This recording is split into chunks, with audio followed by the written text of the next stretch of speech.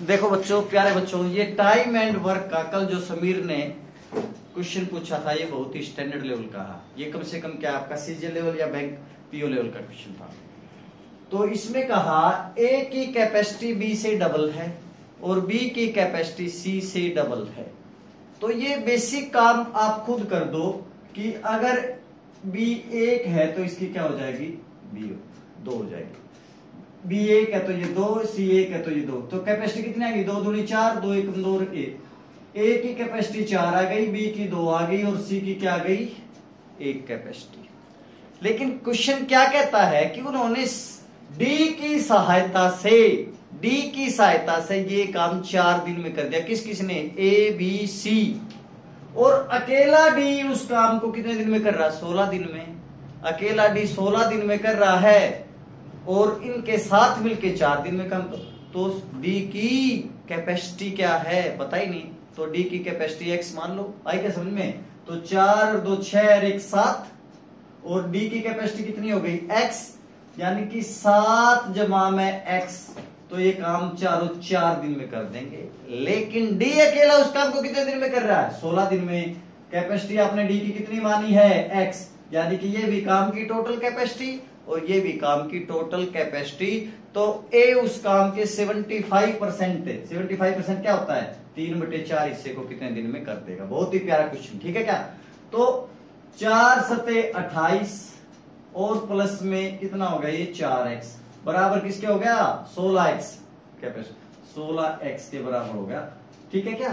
तो ये इधर आएगा, कितना हो गया, 12x बराबर कितना हो गया, 28। तो कितना हो गया, 4 3 12, 4 7 28। तो x का मान कितना आ गया, 7/3। क्लियर हो गया, 7/3।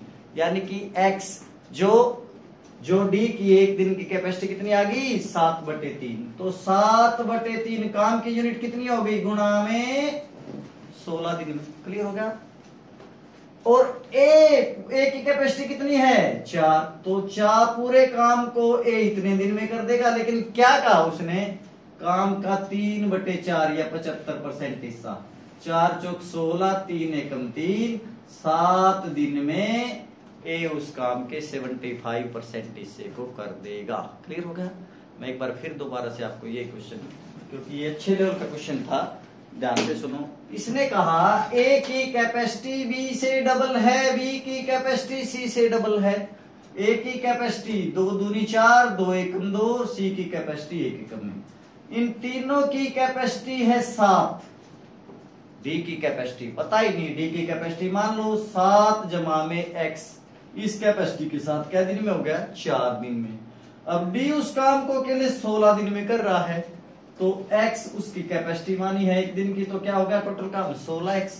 16x किसके बराबर है, 28 प्लस में 4x के बराबर 16x।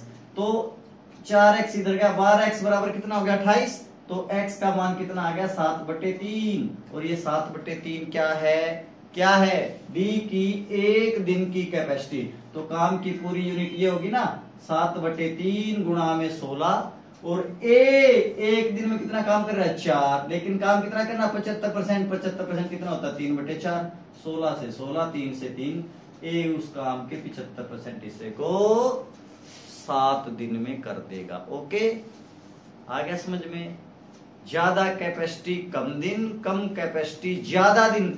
जैसे जैसे क्वेश्चन चल रहा है उसे वैसे वैसे करते रहो। मेन जो पॉइंट है इस क्वेश्चन का ये आ गया समझ में। ओके ठीक, ले 4 मिनट ला दिए इसको।